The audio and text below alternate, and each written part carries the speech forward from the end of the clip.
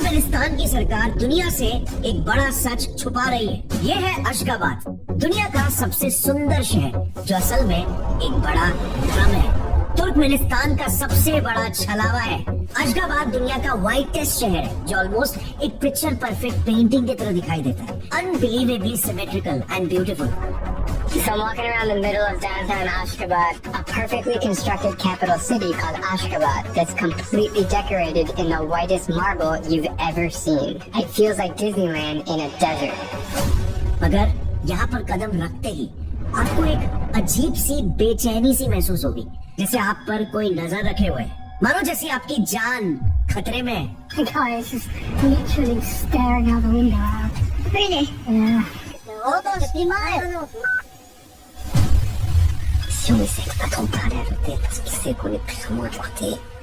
I would say it's probably one of the worst places to live in the world. Even if your face is hidden, it's so dangerous for you and your relative that you cannot speak. चारों तरफ marble से चमकते हुए सफेद buildings, गाड़ियों तक सफेद। इस शहर को अपनी खूबसूरती के लिए कई गिनेस वर्ल्ड रिकॉर्ड्स भी मिले। दुनिया का सबसे बड़ा giant wheel, largest fountain, largest globe, largest star roof. So much marble was used in Ashgabat that it was awarded a Guinness World Record. मगर इस शहर की सबसे क्रीपी बात ये है कि यहाँ पर आपको भरी दोपहर में ढूंढने पर भी कोई रहवासी नहीं दिखेगा। जैसे शहर को लोग छोड़कर भाग गए हैं। सड़कों पे रेसिडेंट से ज्यादा तो यहाँ पर स्वीपर्स दिख जाते हैं। I cannot wrap my head around what is real or not, and it blows my mind how the government spends dozens of billions of US dollars to make these white marble buildings behind me that are completely empty. There are not any other people around. Look at this. That's our car right there that we came in. No one on the streets. No one around the monument. यहाँ पर पूरा सन्नाटा रहता है, जैसे ये शहर जीने के लिए नहीं सिर्फ दिखाने के लिए बनाया हो। यहाँ पर 8 लेन के हाईवेज तो है, मगर उन पर चलने के लिए गाड़ियाँ नहीं। बिगेस्ट स्टेडियम है मगर ऑडियंस नहीं। लार्जेस्ट वाटर फाउंटेन है मगर लोगों के घरों में पानी नहीं, खाने के लिए खाना नहीं।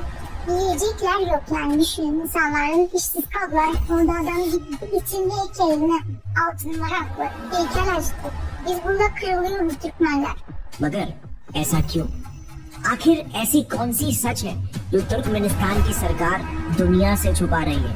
और क्या वाकई में कोई सच इतना भयानक हो सकता है कि उसे छुपाने के लिए एक पूरा का पूरा नकली शहर खड़ा करना पड़े?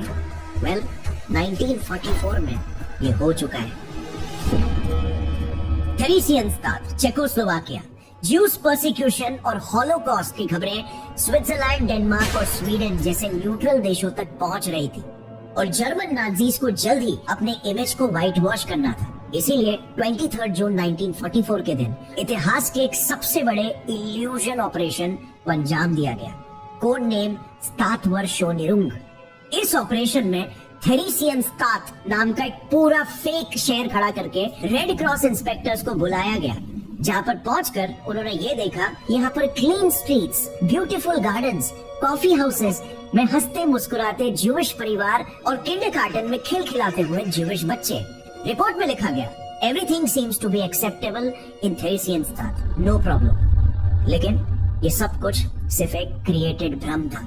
पूरा शहर एक सेट और खिलखिलाते ज्यूइश परिवार, अनपेड एक्टर्स, जिन्हें नाटक के कुछ दिन पहले ही डरा धमका कर एक्टिंग सिखाई गई थी। यस, उन्हें लिटरली सिखाया गया था कि ऑफिशियल्स के सामने उन्हें कहना क्या है। We feel safe here, we have cultural freedom. इसी दौरान जर्मन्स ने एक propaganda film the Fuhrer gives the Jews a city भी शूट किया। मगर सबसे खौफनाक बात यह थी कि कैमरा बंद होते ही एक्टिंग कर रहे सभी ज्यूइश परिवार और मासूम बच्चों को ऑशविट्ज के कंसंट्रेशन कैंप्स में भेजकर अगले ही दिन मार डाला गया।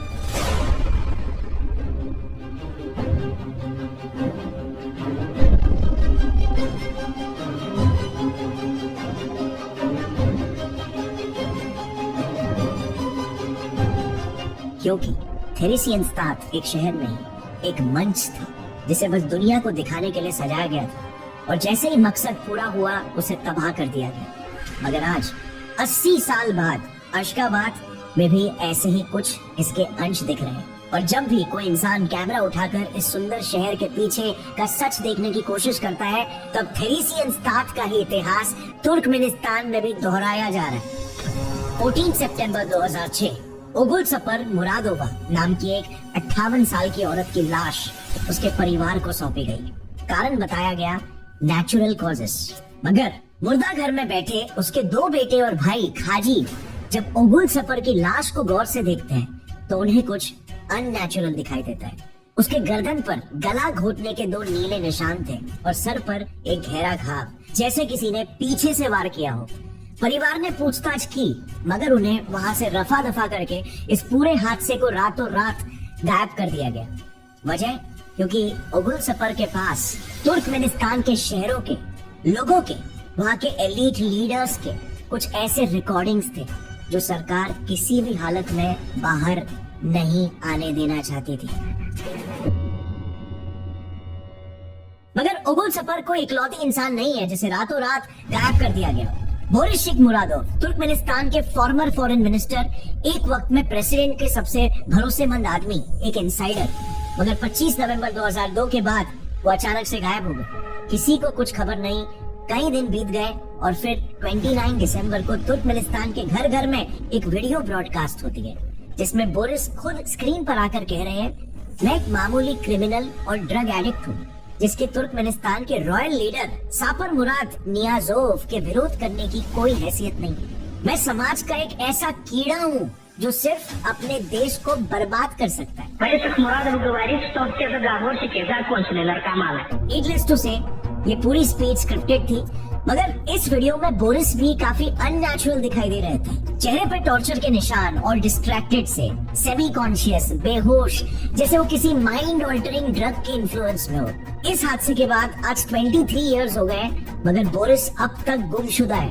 कोई नहीं जानता वो कैसे है, कहाँ है, जिंदा भी है या फिर नहीं। कैसा लगेगा अगर एक सन की वैज्ञानिक एक विशाल कमरे के अंदर 6 लाख लोगों को कैद करके उनका इतिहास मिटा के और 30 सालों तक उनके वास्तविकता को दोबारा से लिखे। उस समाज की आने वाली नस्ल आखिर कैसी होगी जो सिर्फ एक भ्रम में जी रही है। ये एक ऐसा साइकोलॉजिकल एक्सपेरिमेंट है जिसे करने की इजाजत किसी भी वैज्ञानिक को नहीं मिली।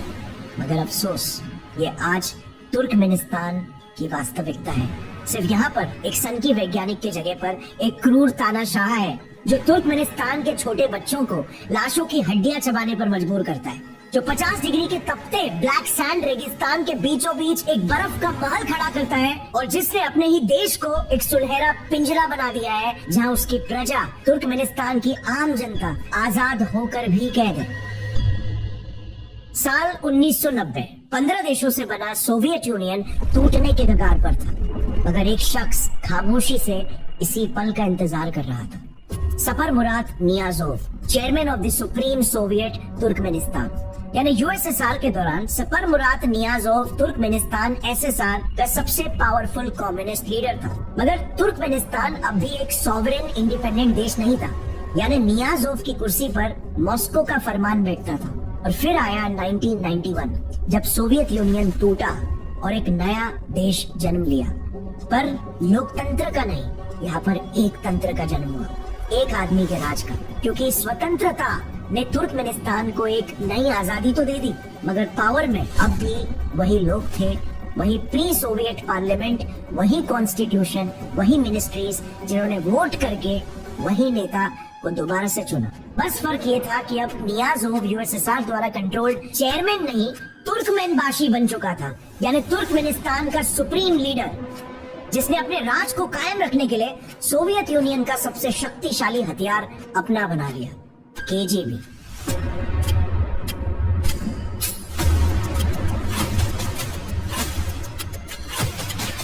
केजीबी यूएसएसआर की इंटेलिजेंस एजेंसी थी, जैसे आज अमेरिका की सीआईए और इंडिया की रॉ। केजीबी के हेडक्वार्टर्स तो मॉस्को में थे, मगर हर एक सोवियत रीजन में उनके ब्रांचेस हुआ करते थे। तुर्कमेनिस्तान में भी केजीबी का एक ब्रांच था जो मॉस्को को रिपोर्ट करता था। मगर इंडिपेंडेंस के बाद नियाज़ोव ने केजीबी का नाम बदलकर केएनबी रख दिया, कमिटी फॉर नेशनल सिक्योरिटी।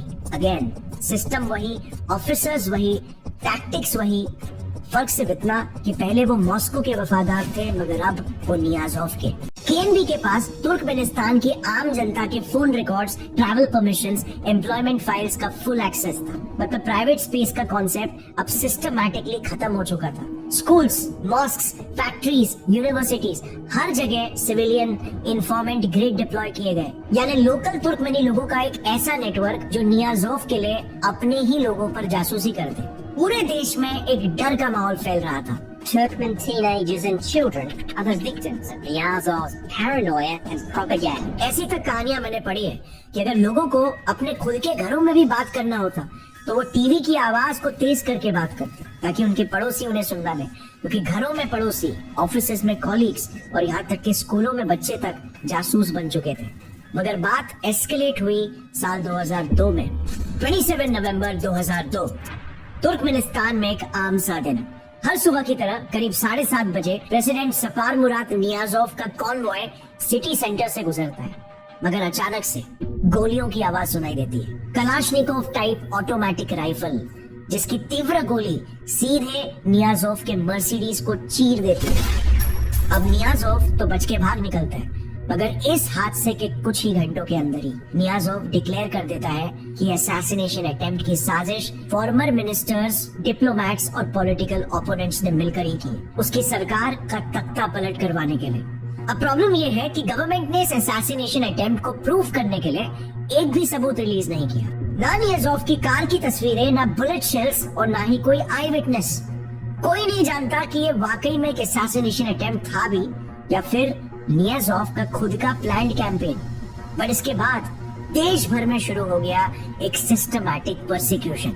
हजारों लोग कैद, टीवी पर फोर्स कन्फेशंस और ऑपोजिशन की हर आवाज को खामोश। During Niyazov's presidency, there were several rounds of mass repression, several waves of mass arrests of well-known government figures, well-known public figures, or just people who had fallen afoul of Niyazov personally or had fallen afoul of the authorities. इस हादसे के बाद जो सबसे क्रूर निर्णय नियाज़ोव ने लिया वो था ओवरडान डीपे की नींव रखना।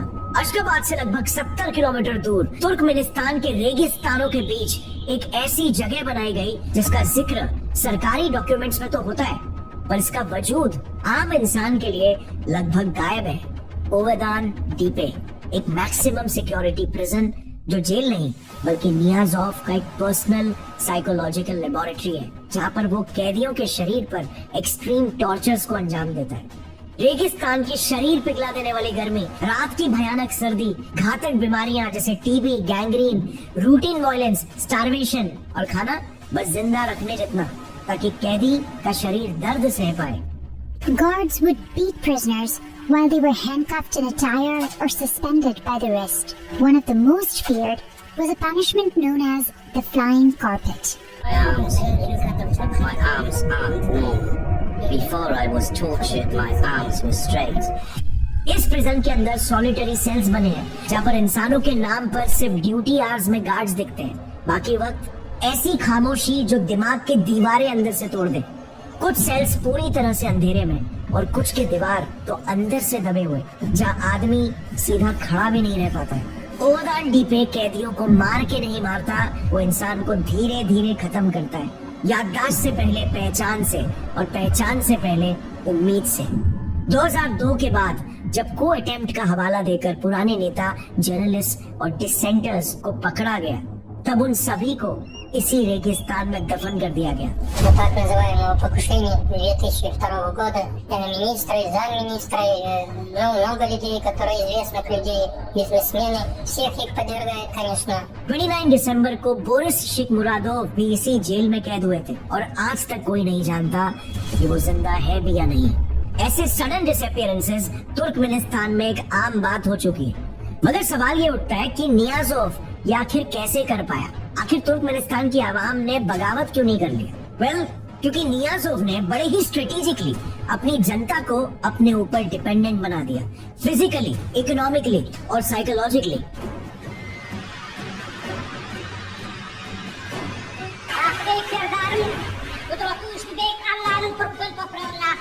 وكيل ये लोगों को अपना गुलाम बनाने का ऐसा सिस्टमैटिक खेल था जिसकी सबसे पहली चाल थी लोगों का फिजिकल कंट्रोल। तुर्कमेनिस्तान में आज तक लोग खुलकर एक शहर से दूसरे शहर नहीं घूम सकते। अगर आप अशगाबाद के रजिस्टर्ड रेसिडेंट नहीं हो तो आप वहाँ पर नहीं रह सकते। होटल्स लोकल्स को रूम्स तक नहीं देते विदाउट पुलिस क्लियरेंस, और पब्लिक ट्रांसपोर्टेशन के लिए भी वहाँ पर आईडी चेक्स कंपलसरी है। देश के बाहर जाना है, पासपोर्ट्स मिलने में बहुत डिलेज होंगे या फिर मिलेंगे ही नहीं।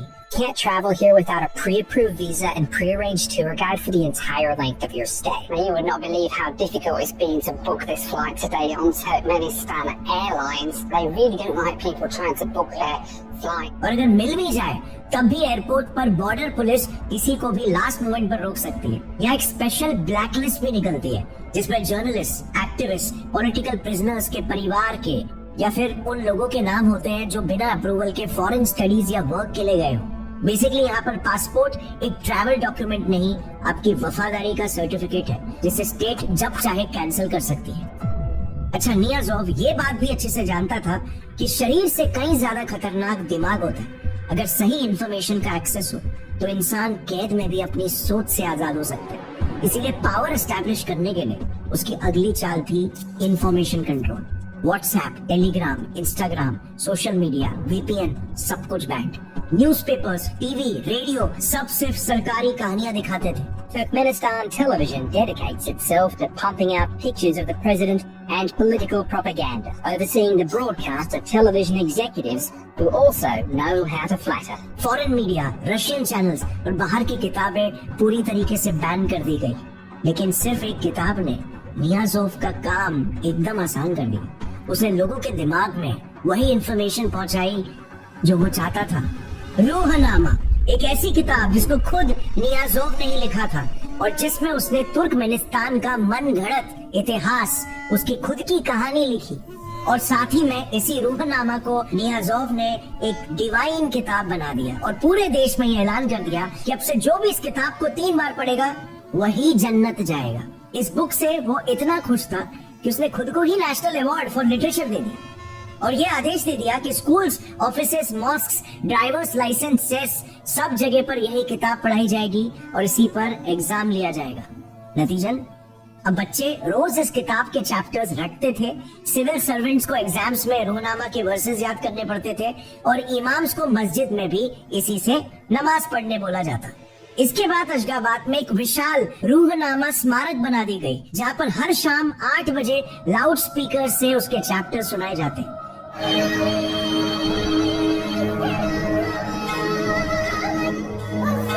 जल्द ही एक ऐसा टाइम आ गया जब तुर्कमेनिस्तान के नोट्स पर, बिल्डिंगों पर, मॉस्क्स पर, हर जगह पर सिर्फ रूहनामा के वर्सेस लिखे गए, जैसे वो नियाज़ोव की नहीं बल्कि स्वयं भगवान की ही वाणी हो। क्योंकि वो ये बात अच्छे से जानता था, ये सिर्फ एक किताब नहीं थी, ये जनता की पहचान बदलने का एक जरिया था। Identity reprogramming. न्यूरोसाइंस के मुताबिक अगर कोई भी मैसेज रिवॉर्ड या फिर पनिशमेंट के साथ बार बार दोहराया जाए तो वो संदेश सोच से आस्था और आस्था से पहचान बनने लगती है। रूहनामा के जरिए नियाज़ोव अच्छी सोच या धर्म नहीं सिखा रहा था, वो लोगों की पहचान बदल रहा था। अब उसके देश के लोग सिर्फ रूहनामा पढ़ नहीं रहे थे, वो रूहनामा बन चुके थे। मगर नियाज़ोव का असली मकसद तो सिर्फ लोगों पर नहीं बल्कि लोगों की सोच पर राज करना था। तो अगला कदम, पूरे देश के हर चौक पर उसके स्टैचूज, हर दफ्तर में नियाज़ोव के पोर्ट्रेट्स और एक 24 कैरेट सोने का स्टैचू बनाया गया जो सूरज के साथ घूमता था ताकि हर वक्त नियाज़ोव के चेहरे पर चमक बनी रहे, जैसे वो कोई कल्ट लीडर हो।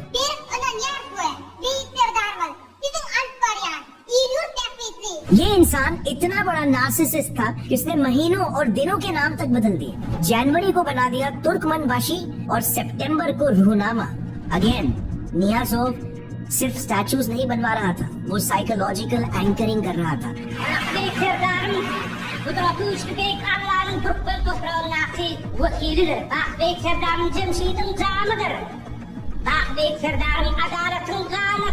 ह्यूमन ब्रेन हर दिन विजुअल क्यूज के थ्रू अपना नॉर्मल डिफाइन करता है। अगर हर चौक, हर दफ्तर, हर नोट और हर किताब में एक ही चेहरा हो तो धीरे धीरे वही चेहरा हमारे लिए रियलिटी बन जाती है। और तुर्कमेनिस्तान की रियलिटी कुछ ऐसी थी कि वहाँ पर नियाज़ोव के बेतुके नियम कानून भी जायज थे। Are all the cars white? People not allowed to drive a black car. Seems like everywhere I go, someone's telling me to stop filming. Why?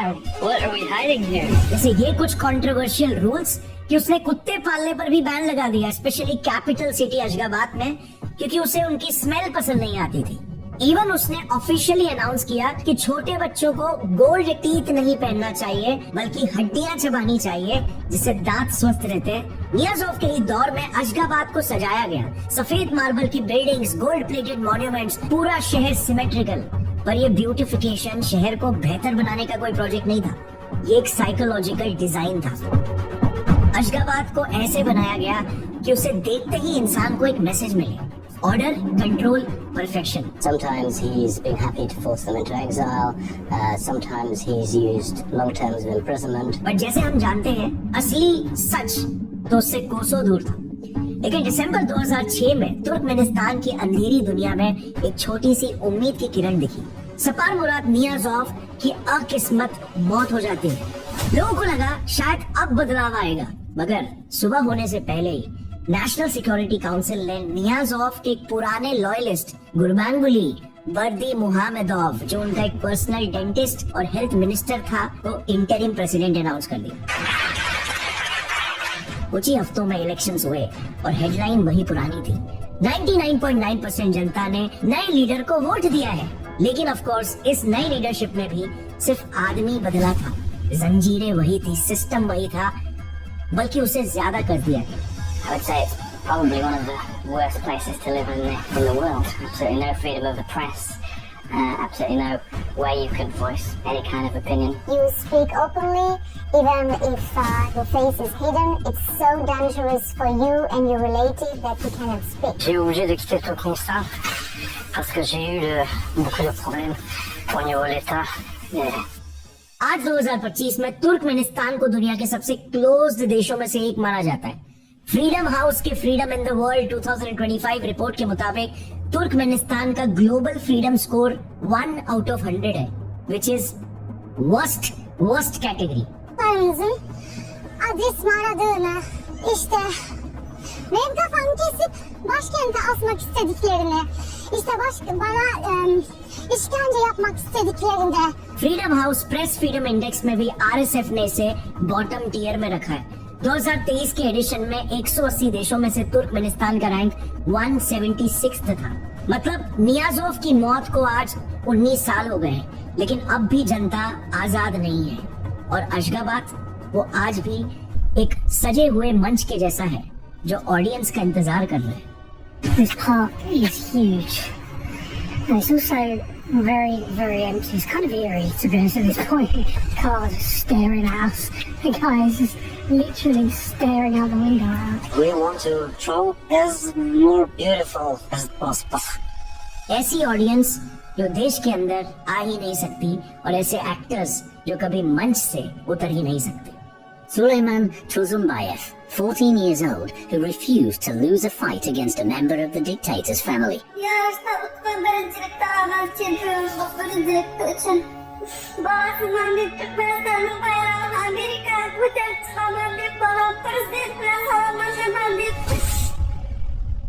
मगर इससे आप और मैं क्या सीख सकते हैं? हम तो तुर्कमेनिस्तान में नहीं रहते, राइट? हम तो एक आजाद मुल्क में रहते हैं। हमारे पास इंटरनेट है, फ्रीडम है, चॉइसेस है, हम अपनी सोच और विचार से आजाद है, राइट? लेकिन क्या सही में तुर्कमेनिस्तान में तानाशाही साफ दिखती है? उसके सुंदर संगमरमर से बने शहरों में, गोल्डन स्टैचूज में, फोर्स्ड लॉयल्टी में, मगर मॉडर्न डेमोक्रेसीज में डिक्टेटरशिप इनविजिबल है एल्गोरिदम्स में, एको चेम्बर्स में और ट्रेंडिंग नैरेटिव्स में। इन दोनों में एक ही चीज कॉमन है, लोगों की क्रिटिकल थिंकिंग को सप्रेस करना। पूरे वीडियो में तुमने देखा कि सिस्टम्स कैसे रियलिटी को रीराइट करता है। तुर्कमेनिस्तान हमें सिर्फ एक बात सिखाता है, जिस सिस्टम ने हमारी सोच को कंट्रोल किया उसने हमें कंट्रोल कर लिया। मगर इन्हीं सिस्टम्स का सबसे बड़ा डर क्या है पता है? अवेयरनेस।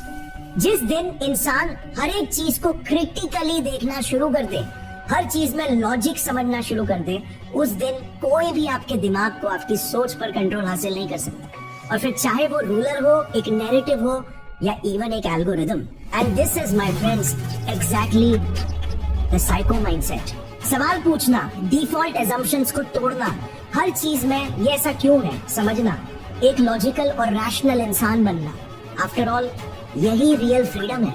अगर आप एक डेमोक्रेसी में रहकर भी मन से आजाद नहीं तो क्या आप वाकई में आजाद भी हो क्या?